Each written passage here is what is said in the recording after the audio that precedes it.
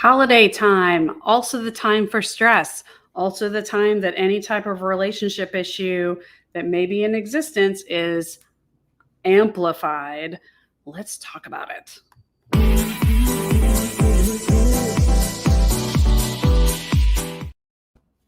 Hello, my loves. Dr. Holly here.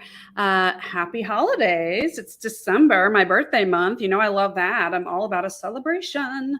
December can also be a time of stress, though, whether it be because you're a parent like myself and your kids believe in the guy in red, or because your family doesn't celebrate the holidays that maybe your neighbors do, or your family doesn't get along, or you are feeling lonely this time of year because maybe folks have passed away in the past year and you're not sure how to reach out to make new relationships. All of these things add stress to our lives, right? And I'm trying to decrease that stress to help you feel healthier. So relationships, it's really worth addressing, worth looking at. Relationships can be a way that we improve our health. Healthy relationships help us feel healthier and actually give us better outcomes with our heart health, our brain health, our overall well-being. But stressful relationships can also help those things not be so great because, it increases our stress, right? It makes sense. So what can we do to take the power from maybe some not so healthy relationships or from some stressors in relationships that we normally enjoy? First thing to do is to take a step back, take a breath, go hide in the bathroom, go take a walk, whatever you need to do to give yourself some alone time and to really take some deep breaths. Just breathe it in and out. Like really giving yourself that moment to be with yourself for a moment. Doing that helps us not only be more present, but also maybe examine what's important to us and what our values are around relationships.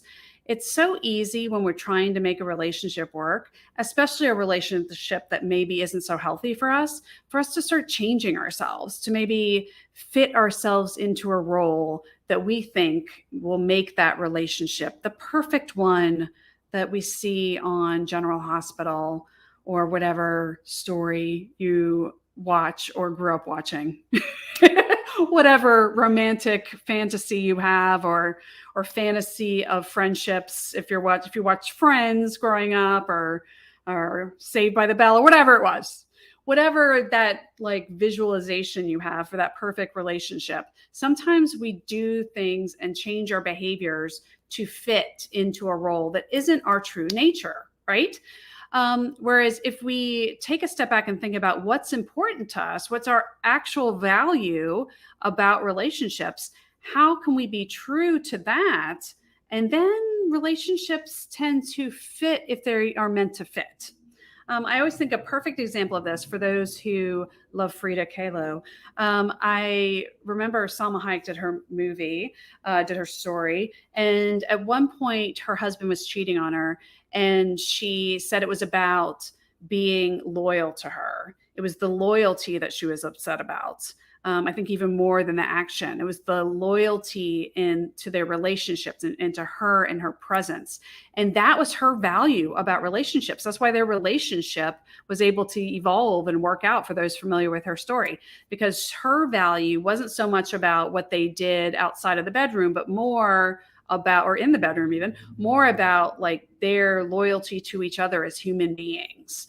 For those not familiar with that story, basically think about what is important to you in your relationships: romantic, friendship, work relationships. That's a big one because there's a lot of work stress right now. What's important? Is it important that your boss makes you feel heard, or helps you feel heard, I should say, because only you can really like decide if you felt heard.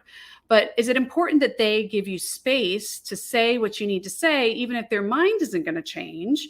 Or is it more important that you get that check? Like, which is more important, right?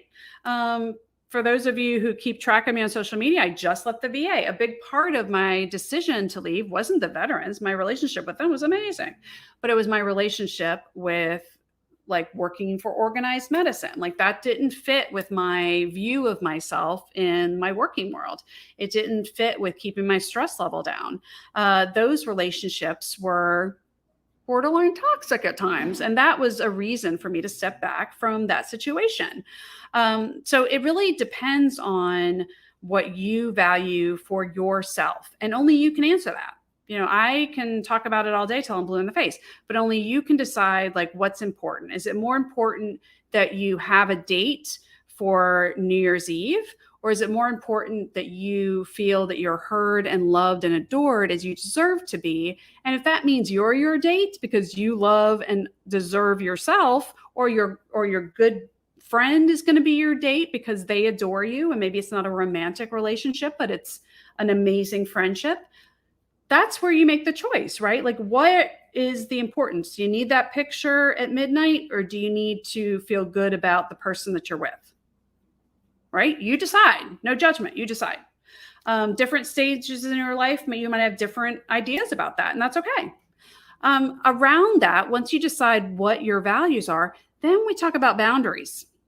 It's pretty easy to talk about them. It's harder to maybe step up and stand up and put on your big person panties and decide that you're going to stand up to whatever person in your life that maybe is violating those boundaries.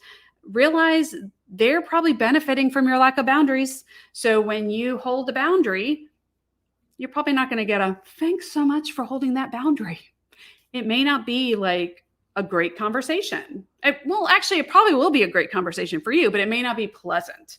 There's always unpleasantness as part of relationships when you're navigating it, when you guys are growing, when you're evolving as humans, when you're deciding what your boundaries with each other may be. And these boundaries can be established 50 years into a marriage. This isn't something that just happens when you're dating or when you're getting to know someone. This is as you're growing as a human, you decide what your needs are, and you find ways to express those needs so that the person you're talking to can hear them. And if all this sounds amazing and intriguing, you're like, tell me more, reach out, my loves, because I love talking about this stuff. I love working with folks to help them get their needs met. I love boundaries because I think they're super fun. And I also just love a good phone call. So please reach out for a discovery call with me. You can find me at darawellnessnola.com. Also, like and subscribe anywhere you're seeing me on social media so that we can connect there, and you can be alerted when I come on live to talk about all the things that make me excited.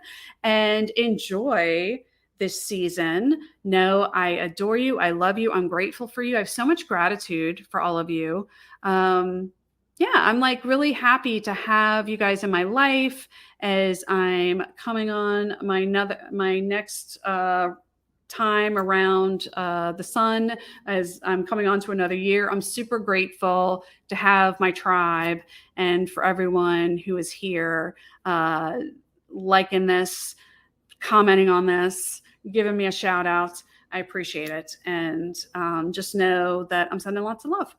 All right. Take care. Keep an eye out. I'll be starting that formal membership in the new year so that you can join me at different levels, even if that means you don't need one-on-one and just want to come in and join our tribe in the group, or just want Reiki or want a little bit of everything.